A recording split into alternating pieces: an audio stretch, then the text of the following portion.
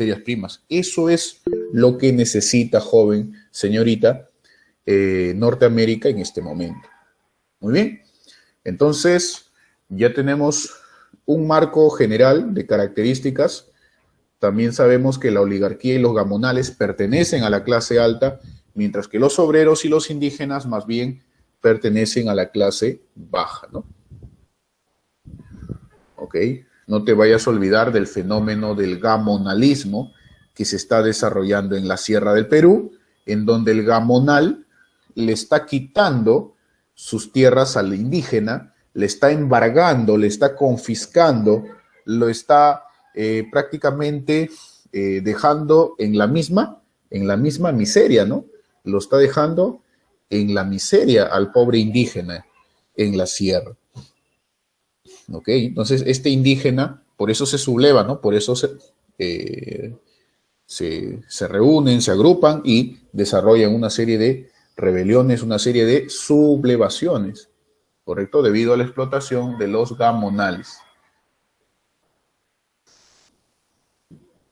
Aquí están algunas de las familias poderosas durante la República Aristocrática, por ejemplo, los Aspíllaga, los Larco, los de la Piedra, ¿no? Los Graham Rowe, los Gildemeister, los Pardo, los Candamo, los Leguía, los Romaña, los Fernandini, ¿no? Los Irigoyen, los Gibson, los Riquets. Fueron familias poderosas que tenían muchos latifundios, tenían tierras, ¿no? El hecho de que un hacendado tenga propiedad, tenga poder económico, ese poder económico estaba prácticamente supeditado a la posesión de la tierra, ¿no? La posesión de la tierra era riqueza en este tiempo. Desde el punto de vista político, el partido civil tiene predominio, ¿ok? Y las formas de explotación, que es el enganche, que son las correrías, que son el llanaconaje, ¿no? Eso también lo vimos, ¿no? El enganche, las correrías y el llanaconaje, que son las formas de explotación durante la República Aristocrática. No te olvides que el rey del caucho fue Fermín Fitzcarrald, ¿no? Fermín Fitzcarrald, el rey del caucho.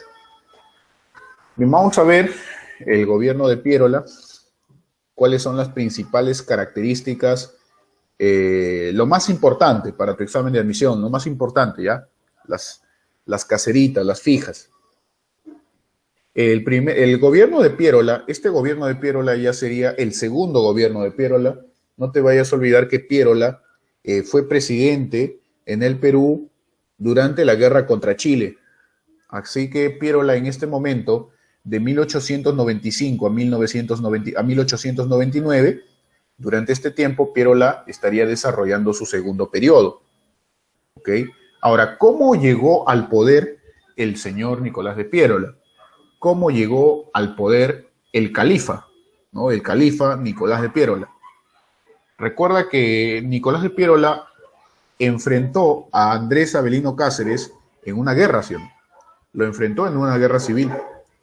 ¿Okay? Y esta guerra civil trajo como consecuencia la llegada de Piérola al poder, ¿no? Cáceres dio el paso a un costado. No te puedo decir que Piérola lo derrotó a Cáceres, ¿eh? No se puede decir que Piérola lo derrotó a Cáceres, no, sino que más bien Cáceres prefirió renunciar, prefirió ponerse a un lado, ¿correcto? Aceptó el derrocamiento, aceptó prácticamente se dio cuenta de que su presencia como presidente del Perú en ese momento no era saludable, y por eso Andrés Avelino Cáceres prefirió ponerse a un costado y Nicolás de Piérola asciende al poder en el año 1895, ¿correcto? Entonces, el delegado nacional, Nicolás de Piérola, entra al poder encabezando la coalición nacional. La coalición nacional, ¿qué era? La unión de los partidos políticos. Todos los partidos políticos de este momento ayudaron a Nicolás de Piérola, se unieron con Nicolás de Piérola para que pueda, en este caso, sacarlo a Cáceres, ¿no? Sacarlo a Cáceres. Entonces, esta coalición nacional es la agrupación de los partidos políticos.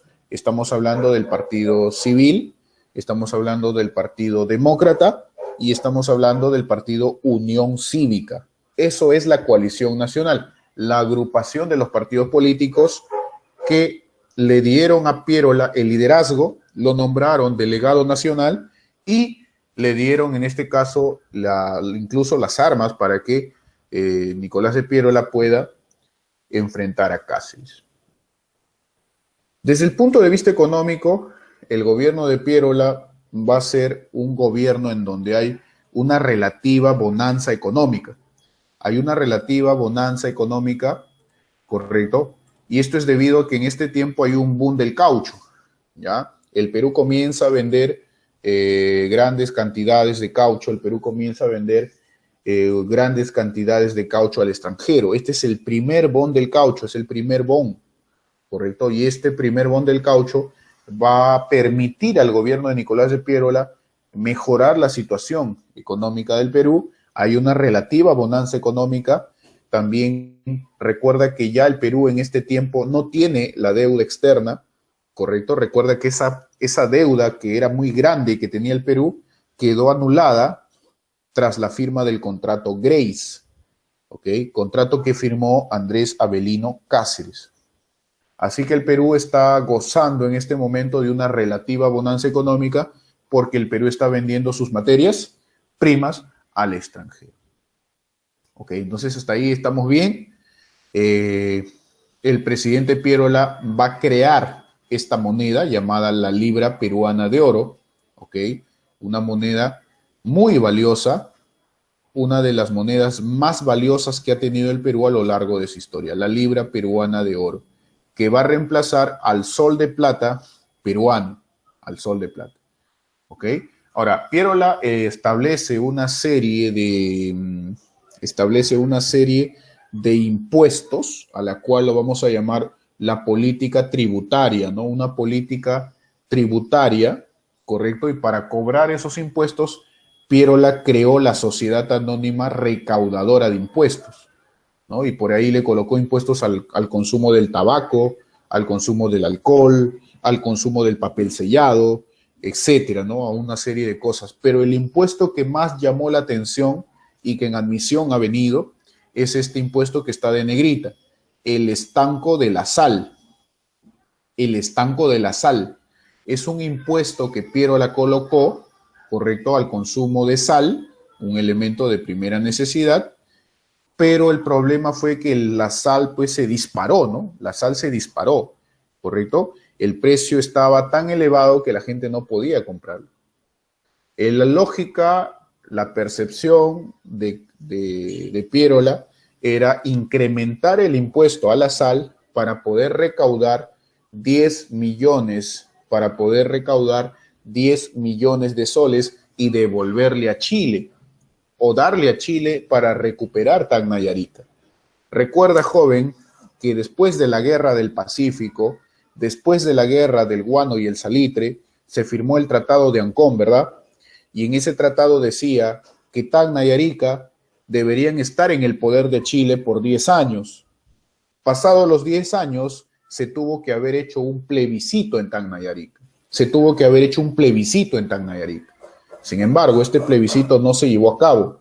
Así que ya habían transcurrido más de 10 años, correcto, habían transcurrido ya 13 años, hasta el año 1895, habían transcurrido, y no se hacía el plebiscito, sino más bien lo que se hacía era una serie de maltratos, una serie de abusos que cometía el ejército chileno contra los peruanos que vivían en Tacna y Arica. A esto se le conoce con el nombre de la chilenización de Tacna y Arica. ¿Correcto? Ahora, en resumidas palabras, lo que buscaba hacer Chile era generar mayor cantidad de pobladores chilenos en Tacna y Arica. Por ese motivo, el ejército chileno hostigaba mañana, tarde y noche a los peruanos que vivían en Tacna y Arica. ¿Correcto? Muchos eran, por ejemplo, flagelados, eran asesinados. Muchos peruanos eran obligados a que canten el himno nacional chileno. Las escuelas peruanas eran intervenidas, los bancos, los centros financieros, los mercados, todo tipo de actividad económica fue totalmente destruido por el ejército chileno en Tacna y en Arica, obligando a la población peruana de Tacna y Arica a irse, a migrar al sur, ¿correcto? Eso es lo que estaba buscando Chile. Al entender eso, al saber eso, Nicolás de Piérola, al tener conocimiento de esto, Nicolás de Piérola coloca el impuesto del estanco de la sal para recaudar, según él, los 10 millones de soles para pagarle a Chile y nos devuelvan Tacna y Arica para evitar todas estas explotaciones y humillaciones por parte de Chile. ¿Correcto? Ahora, también lo que hace Nicolás de Piérola es permitir la llegada de una misión militar francesa al Perú. Así es, una misión militar francesa llega al Perú con el objetivo de preparar al ejército peruano, prepararlo, profesionalizarlo, ¿correcto? Y a esta misión francesa, para tu examen de admisión, se le denomina la misión Clement. La misión Clement, ¿correcto? Pablo Clement, un general francés, llegó al Perú y comenzó a profesionalizar a los soldados peruanos. Recuerda que el soldado peruano no tenía formación, no había profesionalización del soldado peruano. Por lo tanto, se funda la Escuela Militar de Chorrillos, fundado en el gobierno de Piérola. ¿Ok? Por ejemplo, se establece el servicio militar obligatorio, ¿correcto? Durante el gobierno de Piérola. Se elaboró un código militar de justicia, ¿correcto? De esta manera se intenta modernizar el ejército, profesionalizar, porque se sentía un clima muy tenso en este tiempo y era posible de que estalle otra guerra contra Chile. Era muy posible que estalle una guerra contra Chile después de todas las violaciones a los derechos humanos que se cometían en la gente peruana de Tacna y Arica. ¿Correcto? Muy bien. Entonces, eso es lo que hace Nicolás de Piérola, permite la llegada de la misión francesa Pablo Clement. Además, el presidente Nicolás de Piérola envió a un ministro suyo llamado Guillermo Billinghurst. Recuerde ese nombre porque más adelante Billinghurst llegará a ser presidente del Perú. Billinghurst era ministro de Relaciones Exteriores durante el gobierno de Piérola. ¿Y qué es lo que hace Billinghurst?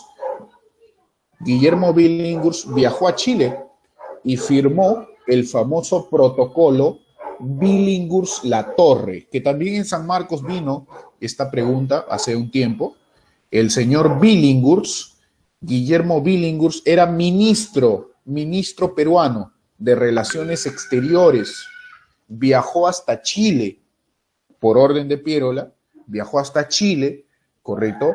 Y conversó allá con el presidente, con los encargados en Chile, para llegar a un acuerdo, para exigirle a los chilenos el cumplimiento del Tratado de Ancón y el desarrollo del plebiscito.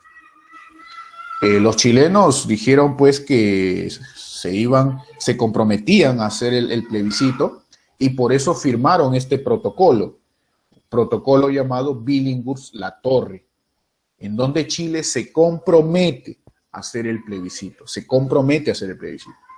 ¿correcto? Sin embargo, realmente nunca lo hicieron. ¿Qué más? Lo que hace Piérola es una nueva ley electoral, con la cual prohíbe rotundamente el voto de los analfabetos, ¿correcto? Prohíbe el voto de los analfabetos, ¿correcto? Durante el gobierno de Piérola hay una ley electoral con la cual se prohíbe el voto de los analfabetos, ¿ok?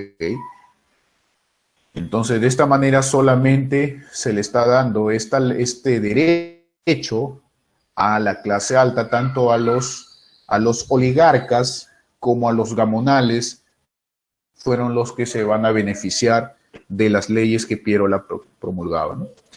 Llega, por ejemplo, la modernidad al Perú, el Banco de Perú y Londres, que se va a convertir en el banco más poderoso del Perú a inicios del siglo XX, el Banco del Perú y Londres, el Banco Popular del Perú, también importante. Se construye, por ejemplo, Paseo Colón, la avenida Colmena, la avenida Paseo Colón, la avenida Nicolás de Piérola, en el centro de Lima se construyen esas avenidas. Llega el cine durante el gobierno de Piérola al Perú. Llega el fonógrafo también, que es un dispositivo para reproducir audios, el fonógrafo, ¿ok? Esos son los principales hechos durante el gobierno de Piérola. Piérola convoca elecciones y sale elegido el señor Eduardo López de Romaña. En el año 1999, el Partido Civil logra el poder, ¿no? Y a partir de aquí en adelante, prácticamente el Partido Civil se va a convertir en el amo y señor de la política peruana. El Partido Civil es el que va a tener el predominio en este tiempo. ¿Correcto? Muy bien. Ahora, ¿qué es lo que sucedió durante el gobierno de Eduardo López de Romaña? Lo primero, López de Romaña es considerado el varón del azúcar. Es considerado el varón del azúcar. Él es un rico latifundista, es un rico terrateniente, es un oligarca, ¿correcto? Y sus tierras estaban en la costa norte del Perú, en La Libertad, en Lambayeque. Obviamente que sus cultivos eran de azúcar, por eso a él le decían el varón del azúcar. Entonces, para priorizar estas actividades agrícolas, lo que hace López de Romaña es fundar la Escuela Nacional de Agricultores, que hoy en día es conocido como la Universidad Agraria de La Molina. Acá están sus orígenes, la Escuela Nacional de Agricultores. Para seguir beneficiando a la oligarquía y a los grandes latifundistas, lo que hace López de Romaña es promulgar la Ley de Aguas, con la cual el gobierno, es decir, su gobierno, el Estado peruano, lo que hace es controlar el riego de acuerdo al tamaño de las tierras. ¿Eso qué quiere decir? Que el gobierno solamente se va a tomar la molestia, el gobierno peruano solamente va a irrigar aquellos campos de cultivo que son grandes latifundios. Los que son latifundios pequeños o hectáreas pequeñas, el Estado ya no los va a irrigar. Ya sabrá aquel campesino, aquel dueño de esa chacra o de ese latifundio, ya sabrá él de dónde saca el agua, porque solamente el Estado va a irrigar aquellos campos de cultivo que son grandes latifundios. De esta manera beneficiaba López de Romaña a las grandes haciendas de la costa norte del Perú. ¿Correcto? Eso es el código de aguas, el riego según el tamaño de las tierras. Luego tenemos el código de minería, que también es promulgado por López de Romaña, con la cual el presidente López de Romaña benefició a las empresas extranjeras. El presidente López de Romaña benefició a aquellas empresas extranjeras que llegaban a nuestro país. Y en este tiempo llegó la Cerro de Pasco Mining Company, una empresa norteamericana que llegó al departamento de Cerro de Pasco a extraer cobre, ¿correcto? Entonces, con el código de minería, el gobierno peruano reduce la cantidad de impuestos y beneficia a las empresas extranjeras. En este gobierno se va a dar un bon de caña de azúcar y de arroz. Hay un bon exportador de la caña de azúcar y del arroz, ¿correcto? Muy bien. Finalmente, hay un tratado limítrofe firmado entre el Perú y Bolivia en este tiempo. Hay un tratado limítrofe firmado entre el Perú y Bolivia, ¿no? Resulta que Bolivia exigía territorios que en realidad eran peruanos, y Bolivia exige esos territorios en lo que es la meseta del Collao. Para lo cual, tanto Perú y Bolivia acordaron en que el presidente de Argentina se encargue de ser el juez, el árbitro de solucionar y revisar los territorios de Perú y de Bolivia. Entonces, eso se firmó en el Tratado Osma-Villazón, ¿correcto? Es un tratado limítrofe, es un tratado para solucionar los problemas fronterizos entre Perú y Bolivia, ¿ok? Nos vamos con el presidente Manuel Candamo. En el año 1903 entra a gobernar Candamo. Él termina su gobierno en el año 1904. Candamo también pertenece al Partido Civil. También pertenece al Partido Civil, ¿correcto? Es un oligarca. La familia Candamo es una de las familias más ricas del Perú. Pero ¿por qué gobernó solamente un año, profesor? Porque la muerte le llegaría. El presidente Candamo falleció el 7 de mayo de 1904, ¿correcto? Pero durante su gobierno, él lo que va a hacer es la promulgación de la ley de ferrocarriles. ¿Qué es lo que promulga Candamo? La ley de ferrocarriles. ¿Y en qué consiste la ley de ferrocarriles? Fácil. ¿En qué consiste la ley de ferrocarriles? Recontra fácil. Los ferrocarriles del Perú quedan al servicio de las empresas extranjeras. Los ferrocarriles del Perú al servicio de las empresas extranjeras para poder sacar las materias primas desde el lugar de origen hasta la costa peruana, hasta los puertos, y de esta manera facilitar la exportación de estas materias primas. Esa es la ley de ferrocarriles, una ley que también beneficia a los capitales ingleses y norteamericanos en el Perú. Al fallecer Candamo, quien lo va a reemplazar es el señor Serapio Calderón. Serapio Calderón. No obstante, es importante también decir de que en este gobierno de Candamo se observan las huelgas, las protestas por parte de los obreros en el Callao, los obreros del Muelle y Dársena, quienes protestaban por el incremento de su jornal diario a 3 soles de plata. ¿Correcto? Profesor, ¿que el obrero cuánto gana al día? ¿Cuánto gana un obrero al día? ¿Cuánto es su jornal de un obrero? El jornal de un obrero es de 1,40 sol, de 1,30 sol al día, ¿no? Estamos hablando desde las 7 de la mañana hasta las 8, 9, 10 de la noche. ¿Correcto? Es decir, un obrero trabaja más de 12 horas, trabaja 13, trabaja 14, incluso trabaja 15 horas en algunos centros industriales.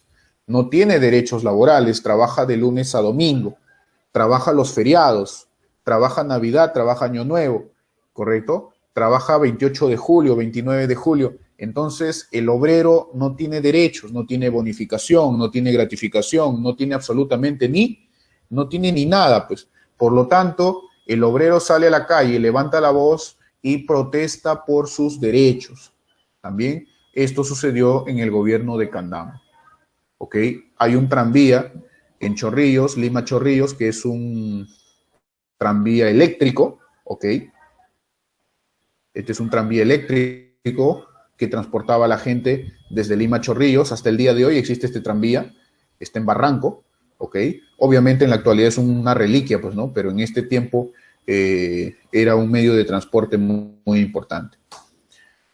Serapio Calderón convoca a elecciones y sale elegido el presidente José Pardo, ¿correcto? José Pardo y Barreda, que también pertenece al Partido Civil, ¿no? Entra a gobernar José Pardo y Barreda en el año 1904.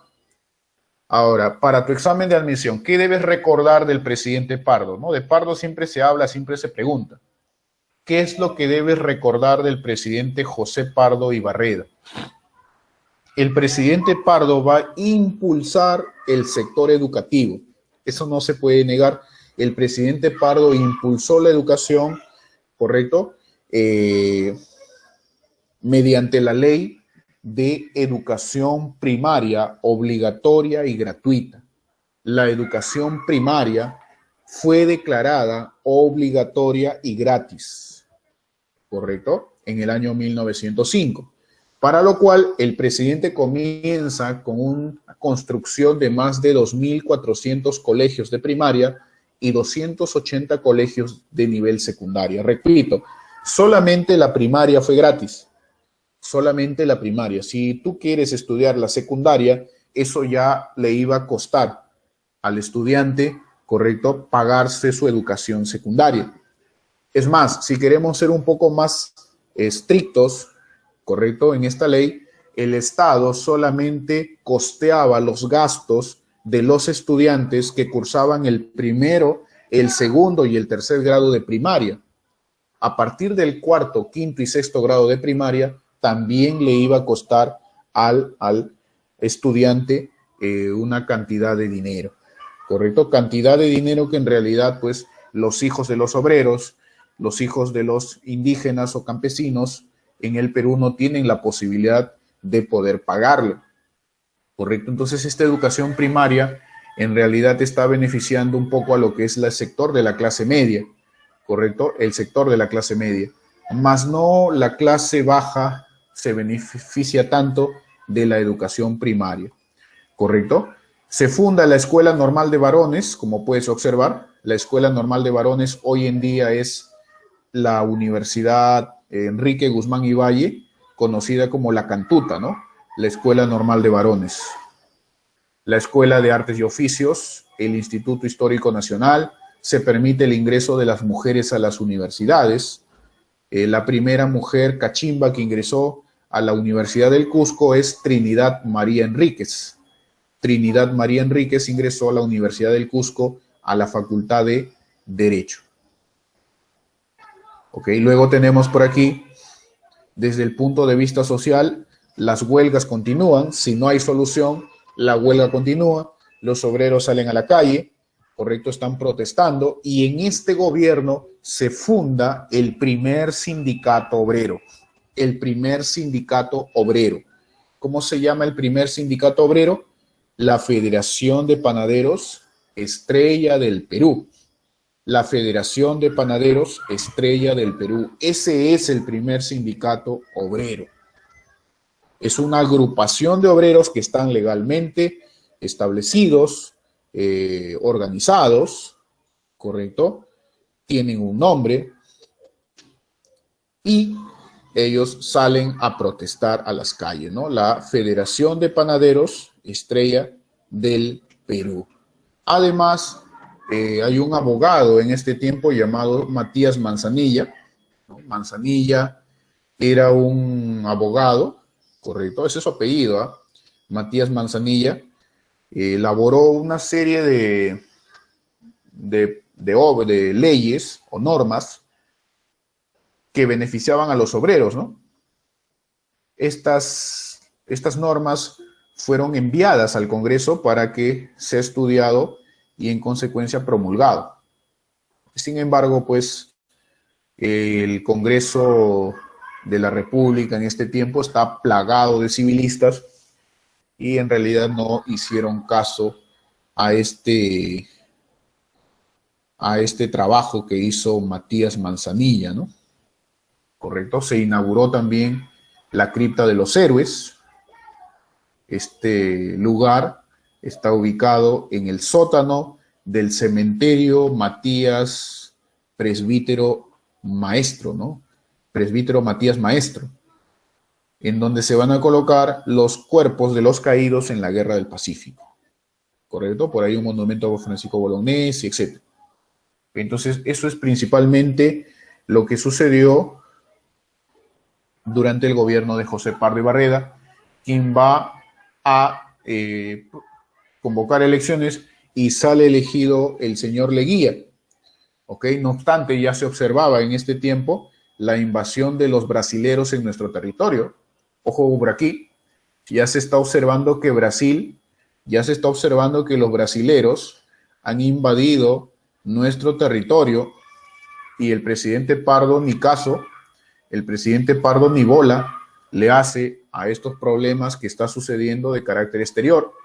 El problema de la chilenización continuaba, violaciones a los derechos humanos, ¿correcto? Los peruanos son obligados a cantar el himno nacional chileno, se prohíbe el uso de la bandera peruana, se prohíbe el uso de la escarapela peruana, se prohíbe la celebración de las fiestas cívicas peruanas en Tacna y Arica. Prácticamente todo fue chilenizado en Tacna y Arica y el presidente Pardo ni bola, ¿correcto? Así que Pardo convoca elecciones y sale elegido Leguía en el año 1908, quien llegó al poder también representado por el Partido Civil.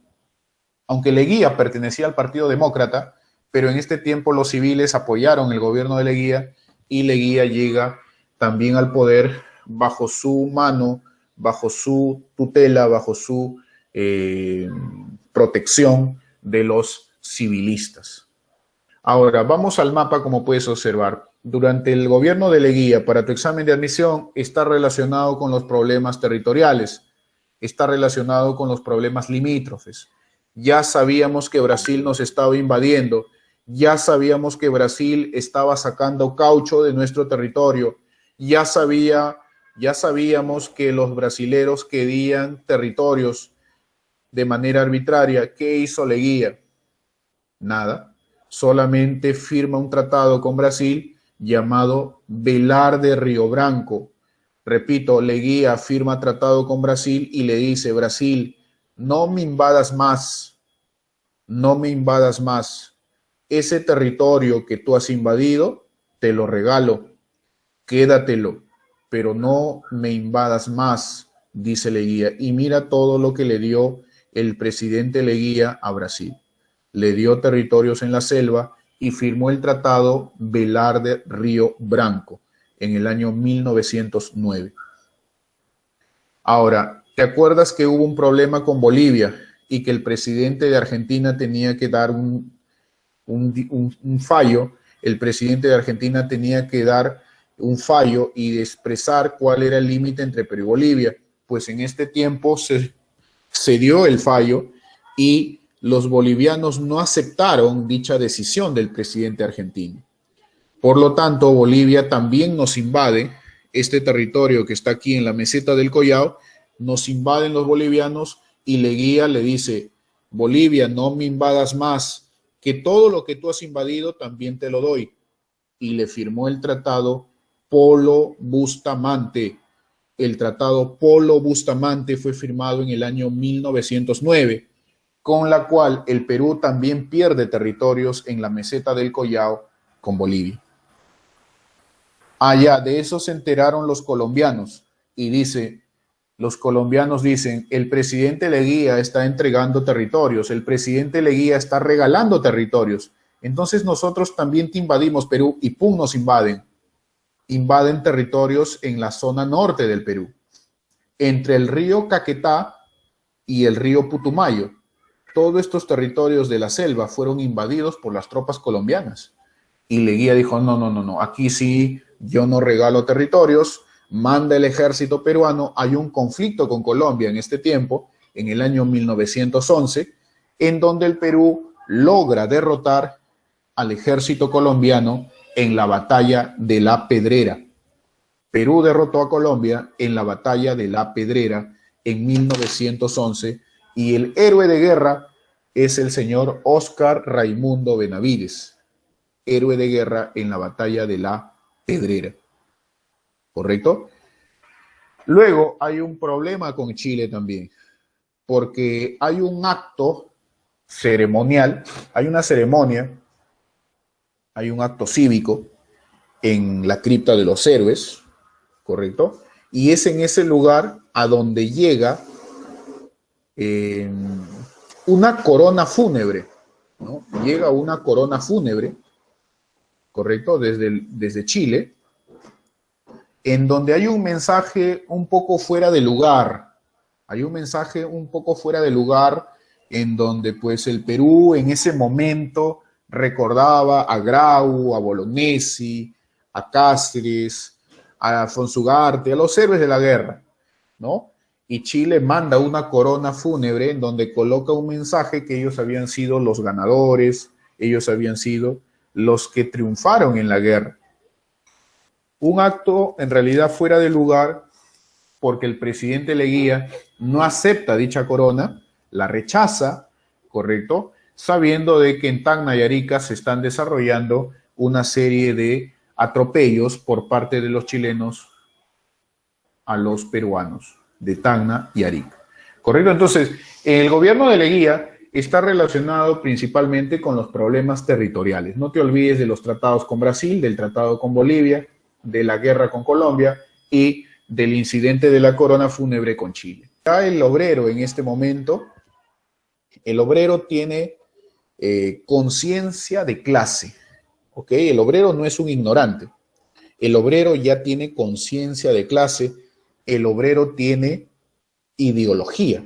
Recuerda que la ideología del obrero en este momento es el anarquismo, ¿correcto?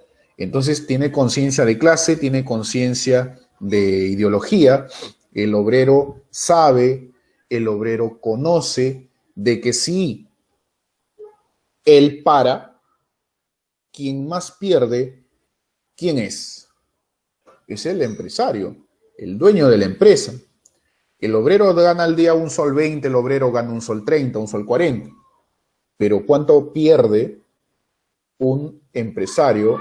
¿Cuánto pierde el dueño de la empresa si todos dejan de trabajar? Si todos dejan de producir. Si sus exportaciones dejan de venderse. Si las materias primas se quedan paralizadas por falta de mano de obra. ¿Quién es el que pierde más? Ahora, ¿qué sucede si todos los obreros paran? Y si paran de manera local, si paran de manera regional y si paran de manera nacional. Y eso es lo que sucedió durante el gobierno de Leguía. Tenemos la primera huelga nacional en el Perú. Pararon todos. Norte, centro y sur, costa, sierra y selva, hicieron huelga general en 1911 reclamando las 8 horas de trabajo y los aumentos de sus salarios. ¿Correcto? Esto fue encabezado principalmente por los trabajadores azucareros del Valle de Chicama. ¿Correcto? Tenemos aquí un segundo boom del caucho. Hay un segundo boom del caucho durante el gobierno de Leguía, ¿no? Se redescubre Machu Picchu, Hiram Bigman llega, fotografió el lugar. Okay, hoy en día Machu Picchu es una maravilla del mundo, ¿no? Desde el año 2007 es considerado así. Ocupó el 4º puesto durante el segundo gobierno de Alan García, Machu Picchu. Digo se redescubre porque Hiram Bigman fue el segundo hombre en llegar a Machu Picchu, ¿no? Ya había sido descubierto por Agustín Lizárraga. ¿Ok? Luego tenemos por ahí la hazaña de Jorge Chávez, que cruza los Alpes, que también es importante su trabajo de este gran aviador Jorge Chávez, ¿no? Muy bien. Convoca elecciones y sale elegido Guillermo Billinghurst. Billinghurst, recuérdalo, había sido ministro del presidente Leguía, ¿no? Billinghurst era del Partido Demócrata, igual que Pierola, perdón, ¿no? Billinghurst es o había sido ministro durante el gobierno de Pierola y Billinghurst viajó a Chile, ¿correcto?, para exigirle el desarrollo del plebiscito y se firmó el protocolo Billinghurst-Latorre, ¿verdad? Ahora Billinghurst llegó al poder, ¿correcto? Billinghurst llega al poder como miembro del Partido Demócrata, derrotando a Antero Aspíllaga en las elecciones, ¿no? Y Antero Aspíllaga pues era el favorito, ¿no? Aspíllaga era el favorito en las elecciones porque pertenecía al Partido Civil. Pero ¿qué sucedió en ese tiempo, no? Recuerda que Billinghurst es considerado el primer presidente populista. Billinghurst es considerado el primer presidente populista del Perú. Un presidente populista, ¿cómo es? ¿Cómo es un presidente populista? Un presidente populista es aquel que va prometiendo un montón de cosas, ¿correcto? Promete, ¿no? Así como en la actualidad, ¿no? Cuando salen aquellos candidatos a las elecciones, salen por la calle, se van a los mercados, comen ceviche en la carretilla, se toman una foto con la gente, se colocan chullos y se van a la sierra, se muestran carismáticos, se van a los barrios más populares, regalan táperes, politos, ¿no? Hacen apoyo social por diferentes comedores populares, vasos de leche, etc. Una vez que llegan al poder, se olvidaron, ¿correcto?, de todos esos lugares a donde habían ido. De esta manera conquistan los votos estos presidentes populistas, ¿no? De esta manera conquistan los votos. Y la gente, pues, vota, ¿no? Le regala su voto. sin hacer un análisis más profundo de realmente de las propuestas de estos candidatos. ¿Correcto? Entonces, eso es el señor Guillermo Billinghurst, ¿no? Un presidente populista, es considerado el primer presidente populista en el Perú. Ahora, ¿qué proponía él? Acabar el hambre en 100 días. Acabar con el hambre, con la necesidad en 100 días. ¿Ok? Eso es lo que prometía Billinghurst. Prometía que el pan iba a costar barato. ¿Correcto? Por eso a él le decían el pan grande, porque prometió de que el pan durante su gobierno costaría 5 centavos cada pan, ¿no? Y el pan iban a ser panes grandes, pues, ¿no?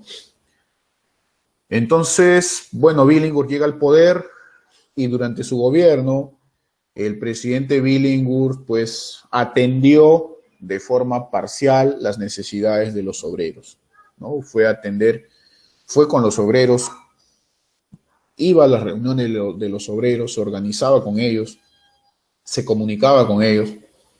Hay fotos del presidente Billinghurst con los obreros, hay fotos en donde él estaba en sus reuniones. Y pues en realidad se observa de que el presidente Billinghurst intenta apoyarlos, pero en realidad el Congreso se niega a promulgar las leyes que los obreros necesitaban. El Congreso, que estaba lleno de civilistas, el Congreso se niega a promulgar las leyes y solamente se logra promulgar la ley de las 8 horas de trabajo, pero para los trabajadores del muelle Dársena del Callao. ¿Ok? Hay una ley de 8 horas de trabajo, sí, pero solamente para los trabajadores del muelle Dársena del Callao. También hay una ley del derecho a huelga, ¿correcto? Billinghurst, por ejemplo, creó restaurantes para los obreros, construyó barrios para los obreros, en La Victoria, en el Callao, en Surquillo. Entonces intenta apoyarlos. Sin embargo, Billinghurst lo que hace es intentar manipular la Constitución, intentar dar golpe de Estado a la Constitución y los congresistas intentar hacer un autogolpe al Congreso. Los congresistas no lo van a permitir y por eso se van a aliar con los militares y los militares lo van a derrocar a Guillermo Billinghurst. En el año 1914 le dan golpe de Estado y Billinghurst es derrocado por Óscar Raimundo Benavides, ¿no? Que en ese momento era coronel. El coronel Benavides le dio golpe de Estado apoyado por los civilistas. ¿Correcto? Entra a gobernar entonces Óscar Raimundo Benavides, solamente gobernará un año. Lo que va a hacer Benavides es preparar el terreno para que los civiles vuelvan al poder. Pero durante este año estalla la Primera Guerra Mundial, ¿no? En el mundo.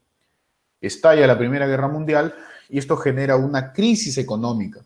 En el Perú genera esto una crisis económica porque el Perú deja de vender sus materias primas, las exportaciones bajan y esto generó una crisis económica. Por lo tanto, la moneda, la gran moneda, la libra peruana de oro, esa moneda muy valiosa que tenía el Perú, se deja de emitir y es cambiada, es retirada la libra peruana de oro y a partir del gobierno de Benavides se comienza a elaborar los famosos soles de plata y los soles de cobre, ¿no? Entonces se ordena la acuñación de monedas de soles de plata y de soles de cobre, ¿no? Hay un descenso en las exportaciones, hay una crisis económica en el Perú y aquí hay un problema con la Bray Pariñas. La empresa inglesa London Pacific Petroleum Company está vendiendo sus acciones. Así es. Esta empresa inglesa London Pacific está vendiendo sus acciones a la IPC. La IPC le compra las acciones a la London, pero hay un problema. Porque la London le debe plata al Estado peruano. La London le debe plata al Estado peruano y la London está quebrada. ¿Y por qué quebró? Porque las sucursales de la London que estaban en Europa, que están en Inglaterra, han quebrado por la Primera Guerra Mundial, ¿correcto? Entonces, como la London está en quiebra, la London no tiene plata para pagarle al gobierno peruano. Y el presidente Benavides reclama. Por eso comienzan problemas en la Bray Pariñas. Esos problemas son entre el gobierno peruano y la London, empresa inglesa. Para zafarse del problema, lo que hace la London es vender sus acciones a la IPC, empresa norteamericana, ¿correcto? Pero ¿quién le paga al Perú? Nadie. Nadie, ¿correcto? Eso fue el grave problema que sucedió entre el gobierno de Benavides. Benavides convoca elecciones y sale elegido nuevamente José Pardo y Barreda, en su segundo gobierno, como puedes observar. ¿Correcto? Ahora, Pardo en este gobierno va a mejorar la situación económica porque Europa nuevamente comienza a comprarle materias primas al Perú.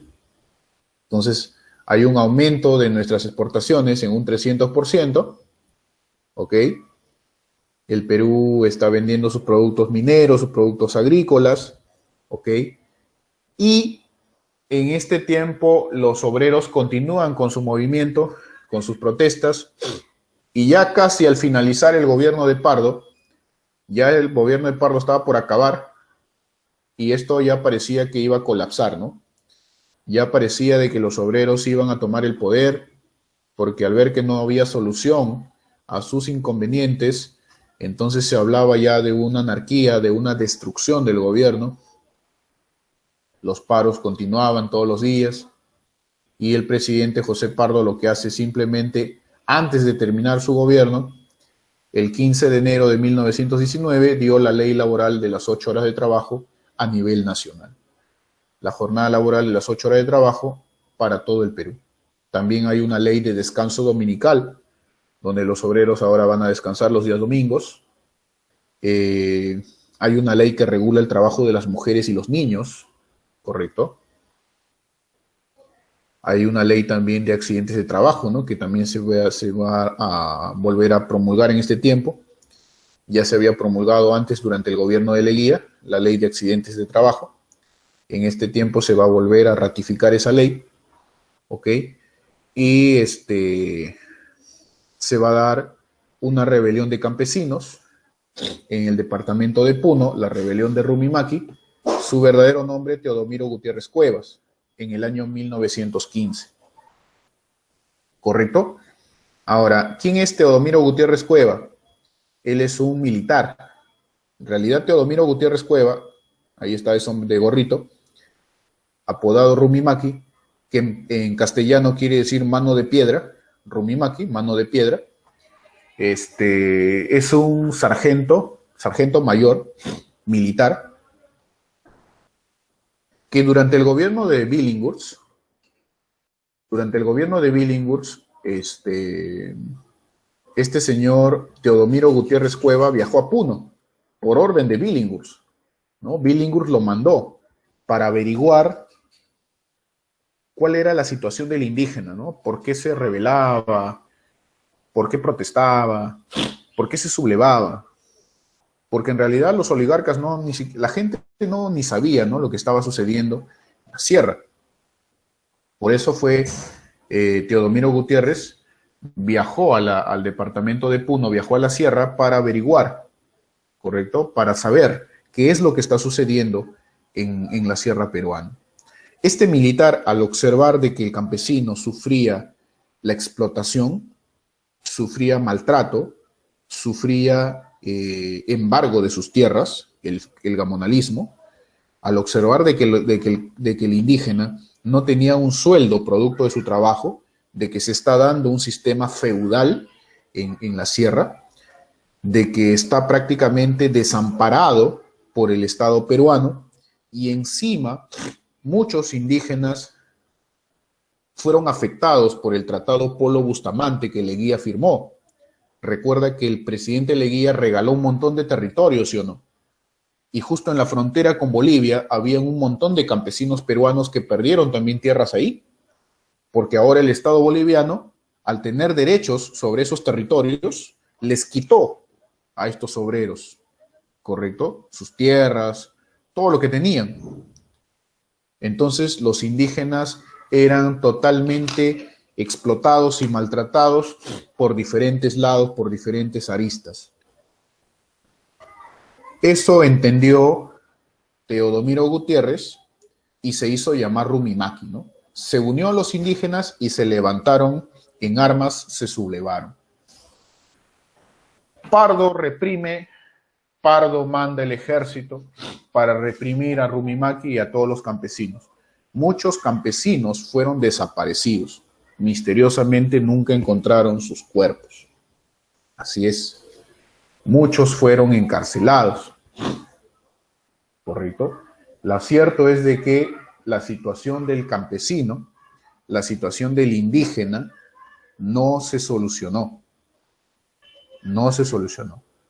Y no se va a solucionar, ¿correcto?, durante todo el siglo XX. Por eso en la década de los 80, ¿qué surge? Sendero Luminoso y el movimiento revolucionario Túpac Amaru, el MRTA. ¿Y por qué surge, profesor, Sendero Luminoso y el MRTA? Porque hay movimientos ideológicos, que uno de ellos fue enarbolado, encabezado por Abimael Guzmán, quien va a representar los intereses de los campesinos. Van a intentar cambiar este sistema desgraciado que maltrata, que ofusca a los indígenas. Y en vista que no hay ningún gobierno que solucione o se preocupe por defender, por darle derechos, por considerarlos ciudadanos, entonces muchos personajes, muchas personas, campesinos indígenas de la sierra del Perú, se comenzaron a militar en estas agrupaciones Sendero Luminoso y MRTA. ¿Te das cuenta? Entonces, ahí está el problema. Y hasta el día de hoy siguen habiendo problemas con los campesinos.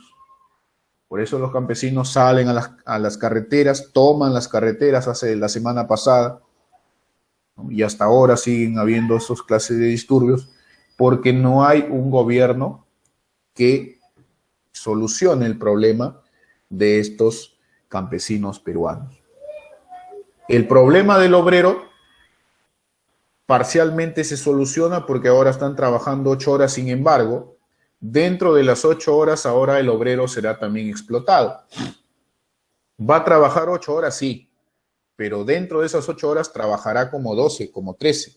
Ahora la producción, la cantidad de bienes que va a producir dentro de esas 8 horas va a ser más amplio.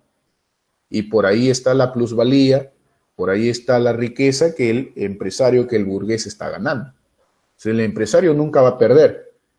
Te voy a dar tus 8 horas, obrero, pero dentro de esas 8 horas me vas a producir esto. Es como si tendría que trabajar 12, 13 horas para poder producir lo que el empresario le está pidiendo. ¿Correcto? Eso se llama trabajo a presión. Trabajo a presión. ¿Correcto? Entonces, en ese sentido, jóvenes, esos son, digamos, los acontecimientos más importantes de la República Aristocrática. ¿Ok? Vamos a pasar ahora con lo que es la parte práctica. ¿Ok? Vamos a pasar con la parte práctica y resolver las preguntas.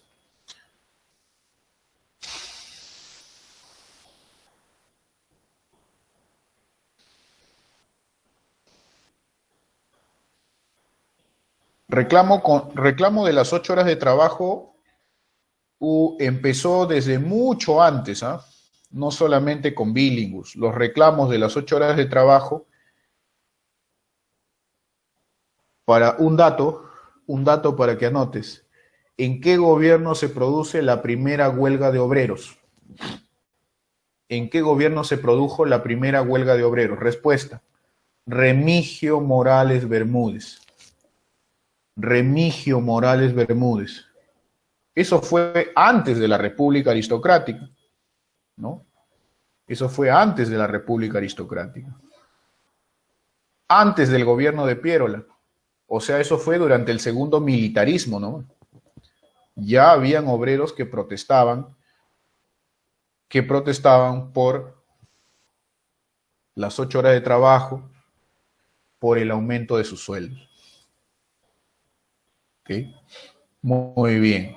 Muy bien. Vamos resolviendo por ahí. ¿Podría repetir la pregunta con la respuesta? Claro.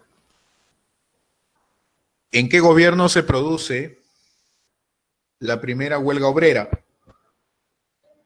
¿En qué gobierno se produce la primera huelga obrera?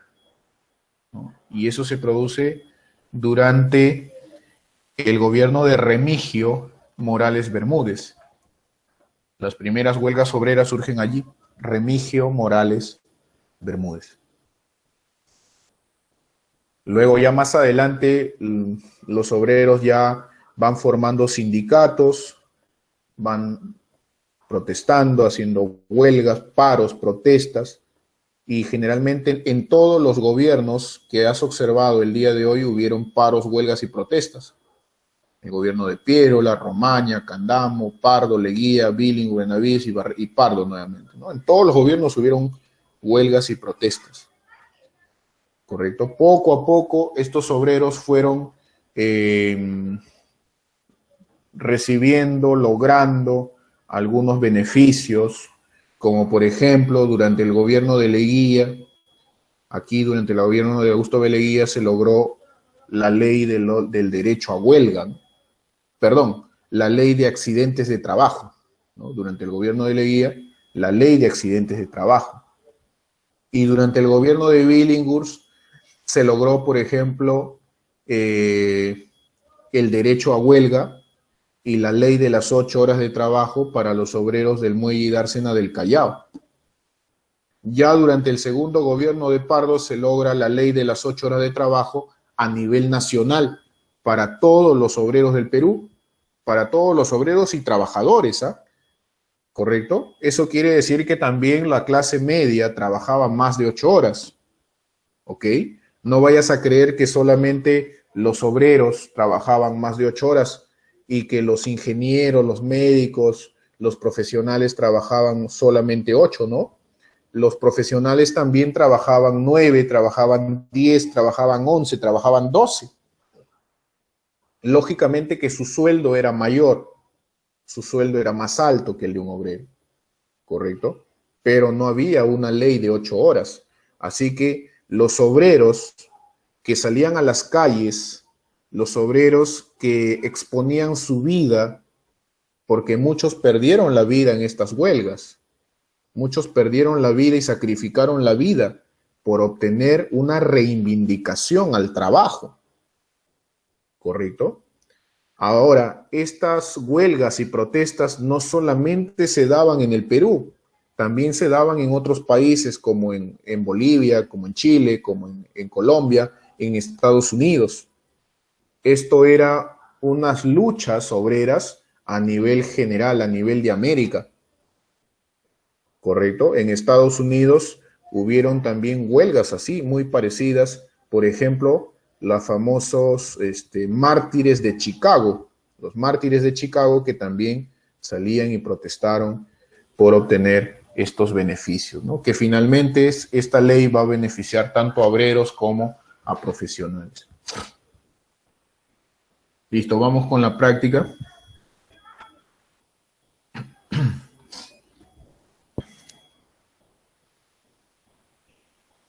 Vamos con la práctica. A ver, dice en la número 1. A ver, ve resolviendo, ve resolviendo. Te doy un segundo, ¿ya? Un minuto te doy.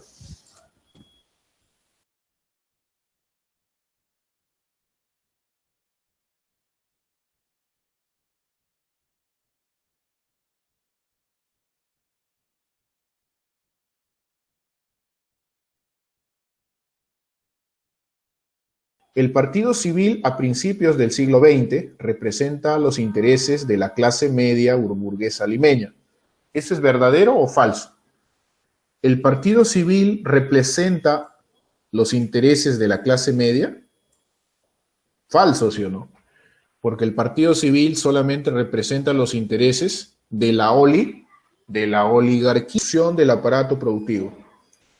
Esto es verdadero. Ya, esto es verdadero, pero aunque acá dice que el problema más urgente, el más urgente que afrontó el primer gobierno de Cáceres fue la destrucción del aparato productivo. Ya, no hay ninguna actividad que se desarrolla, eso es verdadero, no hay ninguna, entonces solamente tenemos, hay tres, ¿no? Hay tres proposiciones correctas, hay tres proposiciones correctas, 1, 2 y 4, ¿ya? No se vincula, no se vincula, ¿cuál de estas no se vincula al primer gobierno de Pardo?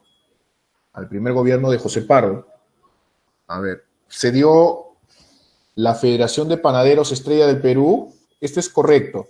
Recuerda que en el gobierno de Pardo se funda este sindicato, el primer sindicato del Perú. Hay que buscar la que no se vincula. Se produce la primera huelga general. Falso, porque la primera huelga general se dio durante el gobierno de Leguía. ¿Ya? La primera huelga general se dio durante el gobierno de Leguía. Clave sería la B. ¿Ok? Vamos con la 5. Indicar lo incorrecto respecto al segundo gobierno de Pardo. ¿Cuál de ellas es la falsa? ¿Gobernó durante la Primera Guerra Mundial? Verdadero, verdadero. ¿Se dio el decreto de la ley de las 8 horas de trabajo? Verdadero. Se produjo el hundimiento del barco Lorton, en donde el Perú rompe relaciones diplomáticas con Alemania. Verdadero. En 1915 se produce la rebelión de Rumimaki. Verdadero. Se construye el Estadio Nacional. Falso. Falso. El Estadio Nacional se construye, ¿con quién? Con el oncenio de Leguía. Ojo, estoy hablando del primer Estadio Nacional. Del primer Estadio Nacional, durante el oncenio de Leguía. Porque el Estadio Nacional, el segundo Estadio Nacional, se dio durante el gobierno de Manuel Odría. Manuel Odría, ¿correcto? Entonces, aquí sería enano la respuesta. Relacionar correctamente, dice. A ver, Billinghurst está relacionado con barrios obreros. ¿Ok? O sea, sería 1B. 1B. 1B. Leguía está relacionado con 1B, ¿no? 1B, ya. Luego, 2, Leguía está relacionado con Madre de Dios, porque se fundó ese departamento. Pardo está relacionado con el crucero Grau y Candamo está relacionado con el primer tranvía. Con el primer tranvía, así es. Porque durante el gobierno de Candamo se construye el primer tranvía eléctrico, la ley de ferrocarriles. Entonces sería 4D. Clave sería la E. ¿Ya? Clave sería la E. Dice, la concentración de tierras en la costa norte para fines industriales durante el gobierno que se consolida en la República Aristocrática se desarrolló principalmente en favor de la concentración de tierras en la costa norte para fines industriales durante el gobierno que se consolida en la República Aristocrática.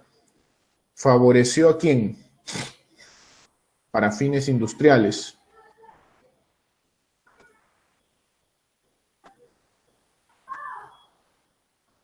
¿Favoreció a quién?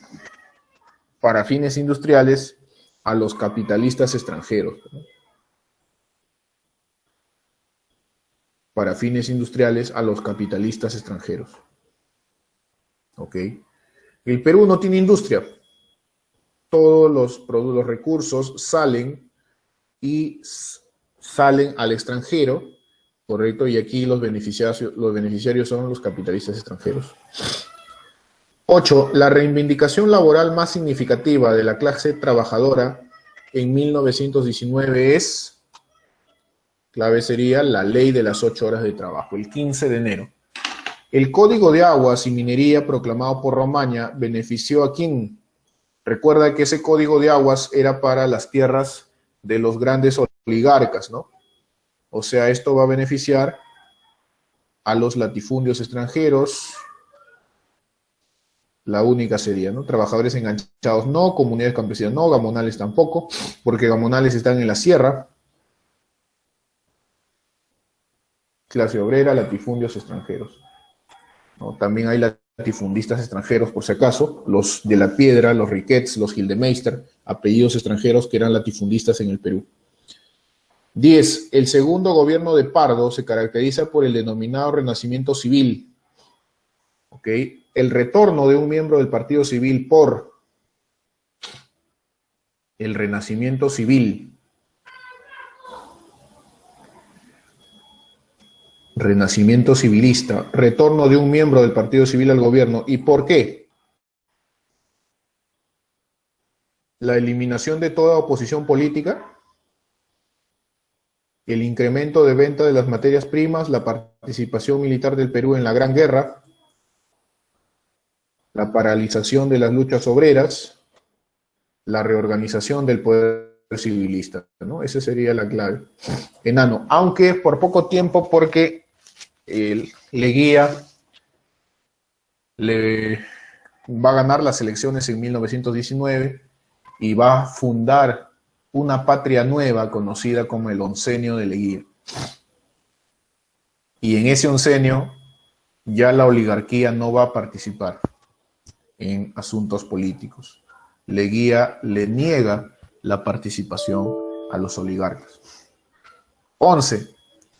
El incidente fronterizo con Ecuador durante el primer gobierno de Leguía se dio ¿por qué? Allá hay un fallo, aquí está,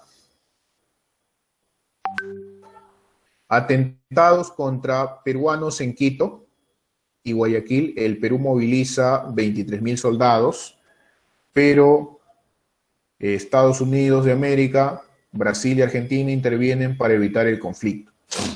¿Por qué se dio esto? Pues en realidad había un fallo del rey de España, ¿no?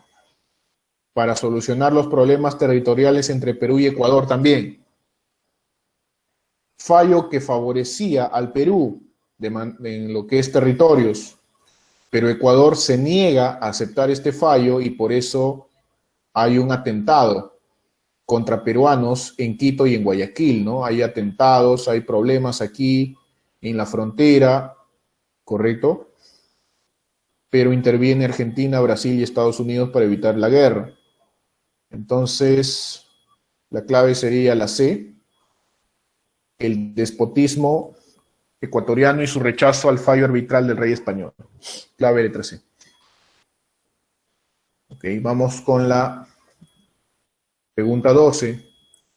Los más importantes latifundistas agroexportadores eran los denominados varones del azúcar. Ok, ellos son los más bravos, los más ricos. Durante el gobierno de López Romaña se firmó con Bolivia el tratado Osma-Villazón, ¿no? Osma-Villazón. En su gobierno se dictó la ley de las 8 horas de trabajo para todo el Perú. ¿En qué gobierno se dio eso? Ley de las 8 horas de trabajo para todo el Perú. Para todo el Perú es José Pardo y Barredo. En su gobierno se impulsó la colonización de la selva. Se impulsó la colonización de la selva.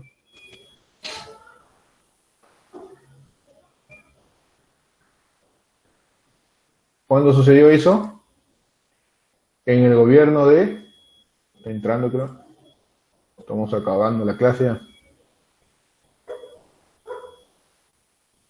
Esto sucedió en el gobierno de Pierola, ¿no? Dice, corresponde a las acciones de gobierno del presidente Billinghurst, ¿ya? La ley de accidentes de trabajo, pues, ¿no? Billinghurst dio esta ley de accidentes de trabajo. 17. Durante los primeros años del siglo XX, las condiciones favorables del mercado de lana hizo que muchos hacendados incrementasen sus propiedades a costa de las tierras comunales. Algunas propiedades fueron literalmente asaltadas y absorbidas por grandes haciendas. Ello provocó una serie de rebeliones indígenas. La más conocida fue la de Teodomiro Gutiérrez Cueva, quien se hizo llamar Rumimaki. 18. Las inversiones extranjeras se sintieron con mayor fuerza por ser el sector más rentable de la economía de exportación en el campo de agroexportación. ¿Ok? Agroexportación.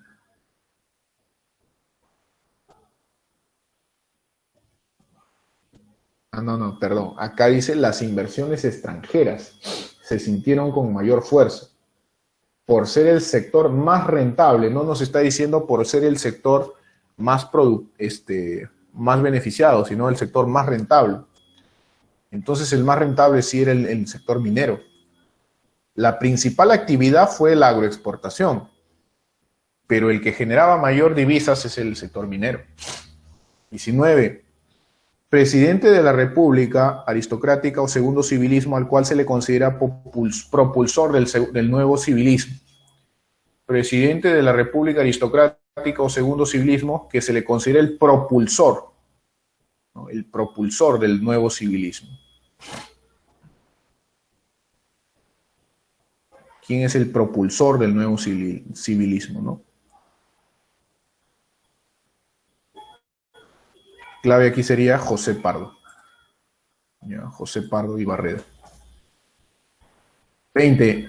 Uno de los libros que mejor trata de explicar el segundo civilismo, que habla sobre apogeo y crisis de la República Aristocrática, ese libro es de Manuel Burga y Alberto Flores Galindo. Ok, muy bien, nos quedamos ahí. La próxima semana